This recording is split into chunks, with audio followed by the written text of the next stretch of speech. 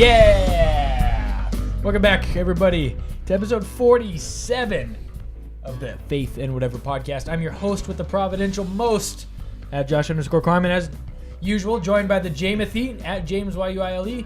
Garrett just had a kid. I mean, is not in the process of still having that kid, but is a dad again for the second time, so still at home. Well, it's still a dad at the first. Yes. Has repeated the process, not taking up the mantle again after stopping the mantle. But his lovely wife is healing at home, and he's hanging out, just being a good dad and being around. But he'll be with us next week. So we are super excited. I can't believe we're already We need to have some kids, so Garrett will be around. We're already 3 or 4 weeks into 2017, dude. How do you feel? 2017 is looking down. The barrel of a smoking gun, because it's so awesome and loaded with some great stuff that I've already shot out of the cannon for the new year. Spun that around. Yeah, it was a good one. So we refuse to be sad on this podcast. If you're going to be sad, just turn it off right now. Okay, so what are we doing? Everything is always good. Always good. Welcome to church in Western America. Everything's all always smiles. good, where everything's made up and the points don't matter. Save your problems for home. Or a therapist if you're rich enough to afford one. So what are we talking about today? CES, Consumer Electronics something. What's the S stand for, Chris? Showcase, of course. That makes perfect sense, because what they do at CES, if you don't know this, is it's a huge collection of tech companies from all over the world, and they come together to reveal what they're working on. Maybe it'll come out this year, maybe it's for the distant future, but it's all working, at least in prototype stage. And you really do get a taste of what life is going to be like, because this isn't just like tech stuff you'll never see again. It's stuff that's going to get integrated into homes, integrated into life. It's a serious deal. CES is no joke, and it was a pretty interesting year this year. And so we thought we would collect some of our favorite things that were revealed or showcased at CES and talk about it. So go ahead and start us off. What do you got, big dog? Well, I got one that's a bit more personal here. I've got daughters, and oh my gosh, he's talking about his kids again. No, I've got daughters, and we like playing with Legos. And Lego revealed an all new thing they're going to be releasing called Lego Boost, and essentially, this is Legos with the training wheels off. Like, you build working robots. And not just like the Technic stuff where it's like there's one thing that moves, like maybe the wheels. Like, not only do you build the robot, Can you battle them? Yeah, probably. Battle because bots. you can program them. Not only do you build it, you program the chipsets and stuff. We used to battle our regular Legos, so I mean, I'm pretty sure you could. There was Legos everywhere. Anything's battle if Do you know who loses? Do you know who loses in those battles? The parent who steps on the Legos barefoot. So this is a fun fact. I have students in my youth group who are homeschooled who participate in Lego programming competitions, and they'll travel all over the world to have battle bots, but with Legos. Boring homeschool. Dude, that's awesome. That sounds so cool. That sounds awesome. Yeah, that is a really cool thing. Okay, so how many are you gonna buy? Are you gonna all of them? Wait, I mean all of them. I say this. It's one set. Are you gonna let your kids play with you, or is this for James? I think my older daughter will definitely take this over. But mainly it's James. one set that has all the instructions you need to make 4 different things out of it. Pretty neat. One of them's a robot. One of them's a guitar. One of them is something else. There's another thing. There's 4 things. I can't remember what they are. But the real goal here is not just to build a thing that's like a non-moving statue. You're actually going to be programming software. Destroy. Does it use a proprietary software? Is it like Raspberry Pi or? It's probably proprietary. Yeah. And it's probably very instructional. It's probably narrow. It's for entry, right? It's entry level. It's to get your kids interested in robotics, like a 7figure salary, and to take care of you when you go older. Kidding, dude. Some of the Raspberry Pi or what's the other, Arduino. Yeah, they're pretty. They have some elementary projects. Elementary. Yeah. I mean, when I started, it was 10. 20 for every line. Yeah. The Apple IIe programming, I had to do that in school. Good old basic and. Yeah, I remember I was supposed to be programming, but instead I was going to play Oregon Trail. Yeah, so by the time I got to elementary school, they didn't even try and make you learn anymore. They just set you up in front of Oregon Trail and said, see if you can make it by the end of class. And then kids would not play Oregon Trail; they'd program instead. And not where I went. We were all dumb. It's a joke. So okay, Chris. I don't have anything. You got nothing that you're excited for out of No, CES? I hate electronics. Really? What? You got something. What do you got? No, I already covered it in Game Club. Yeah, but for we'll anybody who didn't, cover it twice. Samsung's got a new gaming laptop out. FNW Looks Game pretty Club. cool. Sorry. Okay. $1,200 gets you an i7 processor and some other fun stuff. So 32 how much? gigabytes of RAM. How much do they need to invest, and how much more expensive would it be if it was as good as the Apple Mac 15-inch? What's the specs? Apple products are Okay, not so that great. here's let me ask you this question as somebody who doesn't know. Right? It is just a Well, you have no, one. nothing. What are the specs on your? I don't know. You have an AirBook? And no, I have MacBook Pro, 2015. I'm sorry, 2016 edition. I guess we're in 2017 now. He's looking it up right now. Yeah, so the 2016 go, specs are kind of okay.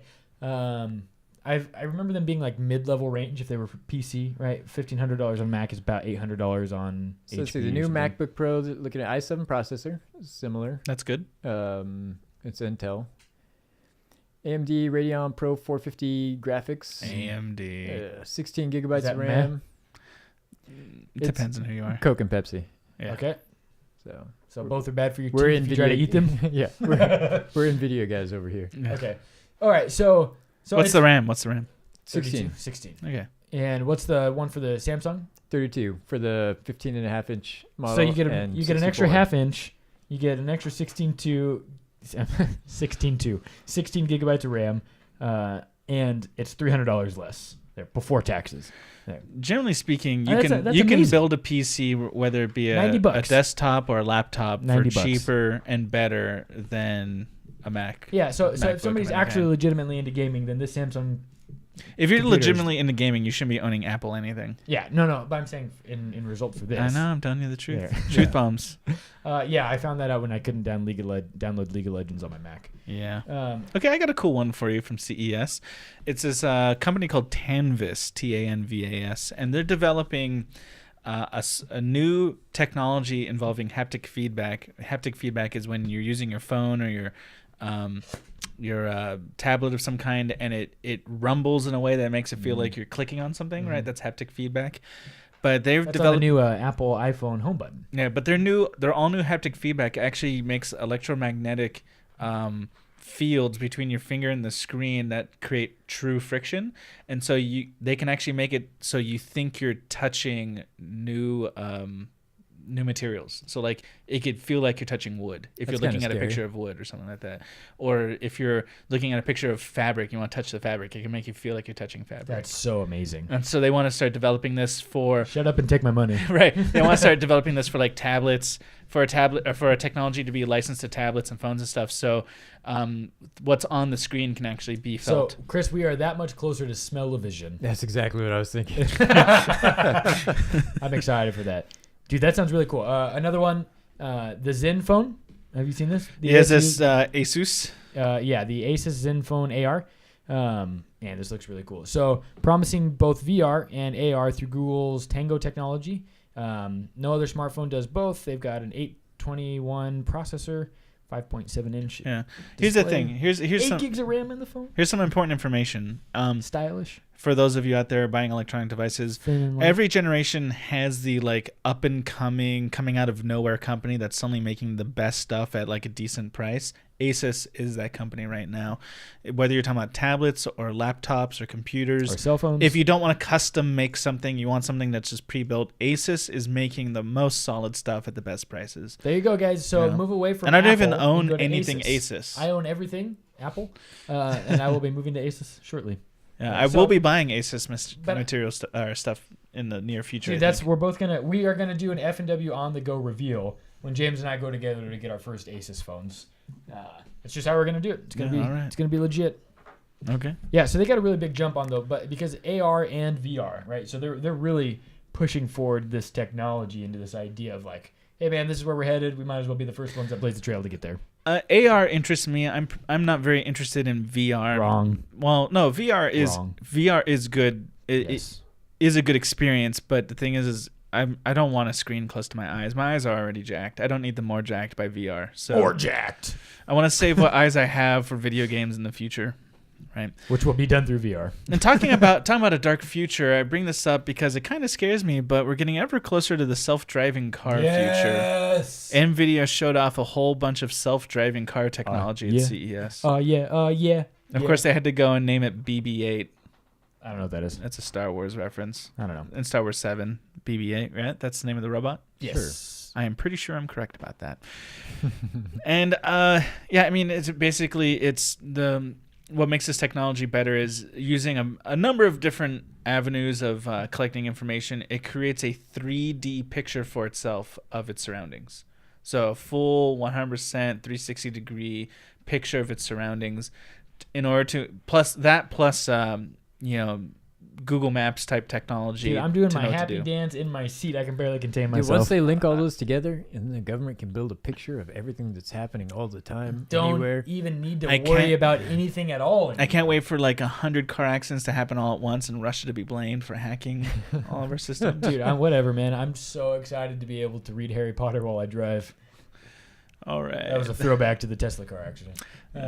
Too soon. Too soon. Dude, I'm seriously so excited. So I'm guessing, though, that self-driving technology in a car is like the same thing with the first version of a new anything. Yeah. You don't buy it. Don't be Gen 1. Like, let the accidents happen and then be Gen 4 or Gen 3. Remember, California already passed a law that you still have to be able to take control. Yeah, you have to sit there and be alert. Jesus, if you follow the California law, then it's not even useful having a self-driving car because you have to sit there and be alert and watch. You might as well be driving your car. Nope. I mean, the guy that died, it came out that he was watching like Netflix or something on a tablet instead of watching. He was reading Harry Potter. Oh, he was reading Harry Potter. Yeah, that's why he died. Oh, okay. Yeah. That's that a bummer. joke. Yeah. So yeah, that's true. We got anything else? Connections. LG showed off a television that's less than 3 millimeters thick. I don't care. That's crazy. Why does that even matter? Because you can put it on the roof of your car. And then you don't even like have on to the use inside. And they're literally, this is interesting. You can literally use it as wallpaper. So you could lean your seat back, watch a movie on the roof while your self-driving car is taking you wherever you need to go. Straight into the side of the semi.